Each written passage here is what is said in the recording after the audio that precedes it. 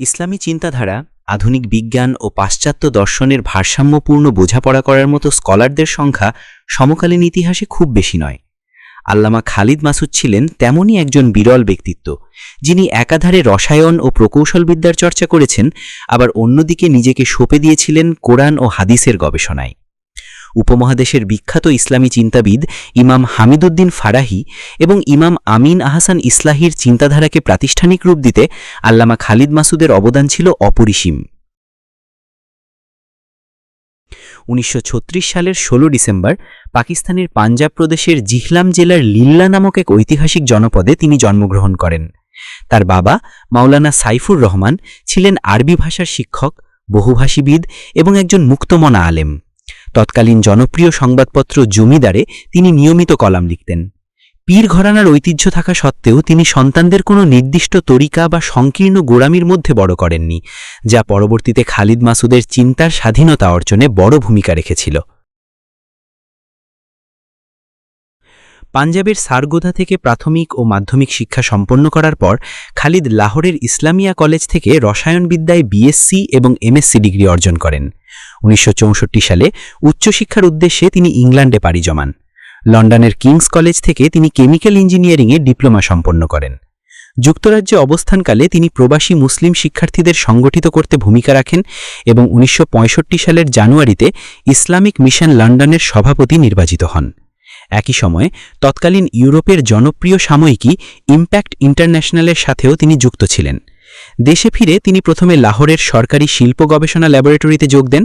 পরবর্তীকালে লাহোরের কায়েদে আজম লাইব্রেরিতে বৈজ্ঞানিক গবেষক হিসেবে দায়িত্ব পালন করেন। সেখানে এয়ার কমোডর ইনামুল হকের তত্ত্বাবধানে তিনি আধুনিক বিজ্ঞান ও দর্শনের জটিল তত্ত্বগুলোকে উর্দু ভাষায় অনুবাদ করার কাজ শুরু করেন।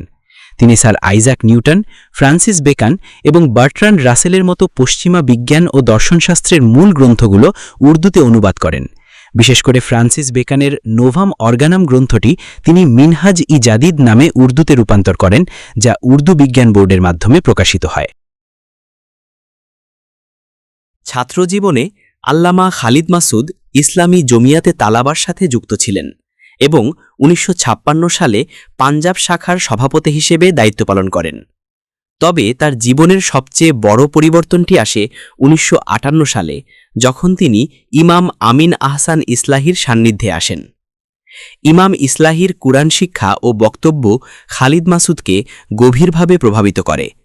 এরপর থেকে আমৃত্যু অর্থাৎ প্রায় 40 বছর তিনি ইমাম ইসলাহির প্রধান সহযোগী ও ছাত্র হিসেবে কাজ করেন।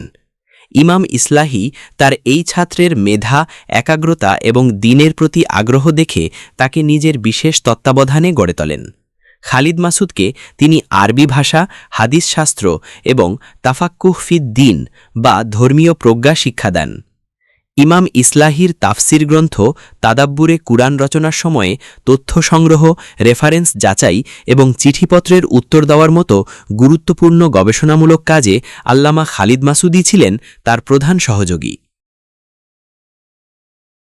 আল্লামা খালিদ মাসুদ সরাসরি ইমাম হামিদুদ্দিন ফারাহির সান্নিধ্য পাননি কিংবা ভারতের বিখ্যাত মাদ্রাসাতুল ইসলাহে পড়াশোনা করেননি। তা সত্ত্বেও ইমাম ইসলাহির মাধ্যমে তিনি ফারাহি চিন্তাধারার অন্যতম প্রধান মুখপাত্রে পরিণত হন। তার গুরুত্বপূর্ণ কাজগুলোর মধ্যে রয়েছে 1. হায়াতে রাসুলে উম্মি। এটি পবিত্র কুরআনের আলোকে রচিত রাসূল সাল্লাল্লাহু আলাইহি ওয়াসাল্লামের একটি অনন্য ও গবেষণামূলক সিরাত গ্রন্থ। 2. খুলাসায়ে তাদাব্বুরে কুরআন। ইমাম ইসলাহির বহু খণ্ডের তাফসির গ্রন্থ তাদাব্বুরে কুরআনের এক খণ্ডের একটি সংক্ষিপ্ত রূপ তিনি প্রস্তুত করেন, যা সাধারণ পাঠকদের জন্য অত্যন্ত সহজবোধ্য। 3. তাওজিহা পে ফিকরে ফারাহি। ইমাম ফারাহি ও ইমাম ইসলাহির চিন্তাধারার উপর লিখিত তার মৌলিক প্রবন্ধগুলোর সংকলন। এছাড়াও তিনি অসংখ্য বই লিখেছেন এবং অনুবাদ করেছেন। আল্লামা খালিদ মাসুদের জীবনের অন্যতম স্মরণীয় ঘটনা ছিল ভারতের আজমগড়ের সারাইমিরে অবস্থিত মাদ্রাসাতুল ইসলাহ সফর করা। সেখানে ইমাম ইসলাহি সেমিনারে সভাপতিত্ব করার জন্য তাকে আমন্ত্রণ জানানো হয়েছিল। সফরকালে তিনি ইমাম ফারাহির স্মৃতিবিজড়িত লাইব্রেরি ও বিভিন্ন স্থান পরিদর্শন করেন। সেমিনারে তিনি যে আসনে বসে বক্তব্য দিয়েছিলেন সেটি ছিল স্বয়ং ইমাম হামিদুদ্দিন ফারাহির ব্যবহৃত ঐতিহাসিক চেয়ার। সমকালীন আলেম সমাজের উপস্থিতিতে এটি ছিল তার প্রতি প্রদর্শিত একটি বিরল সম্মান। জীবনের শেষ ভাগে আল্লামা খালিদ মাসুদ যকৃতের গুরুতর ব্যাধিতে আক্রান্ত হন। তবে এই কঠিন রোগব্যাধির মধ্যেও তিনি অত্যন্ত ধৈর্য ও সাহসিকতার সাথে নিজের গবেষণার কাজ অব্যাহত রেখেছিলেন। 2003 সালে 1 অক্টোবর লাহোরে তিনি শেষ নিঃশ্বাস ত্যাগ করেন। লাহোরের সামনাবাদ ডুঙ্গি গ্রাউন্ডে তার প্রথম জানাজা অনুষ্ঠিত হয় এবং এই ঐতিহাসিক জানাজার নামাজে ইমামতি করেছিলেন জাভেদ আহমদ গামদি। পরবর্তীকালে তার মরদেহ আদিনিবাস ঝিলামের লিল্লা শরীফে নিয়ে যাওয়া হয়। সেখানে দ্বিতীয় জানাজা শেষে পারিবারিক কবরস্থানে বাবা মায়ের পাশেই তাকে সমাহিত করা হয়। তার মৃত্যুর পর লাহোরের তাদাব্বুর পত্রিকা, শামসুল ইসলাম এবং ইশরাক পত্রিকা তার স্মরণে বিশেষ সংখ্যা প্রকাশ করে। বিজ্ঞানমনস্ক দৃষ্টিভঙ্গি নিয়ে কুরআনের গবেষণা কিভাবে সম্ভব, আল্লামা খালিদ মাসুদের জীবন ও সাহিত্যকর্মই তারই এক উজ্জ্বল দৃষ্টান্ত।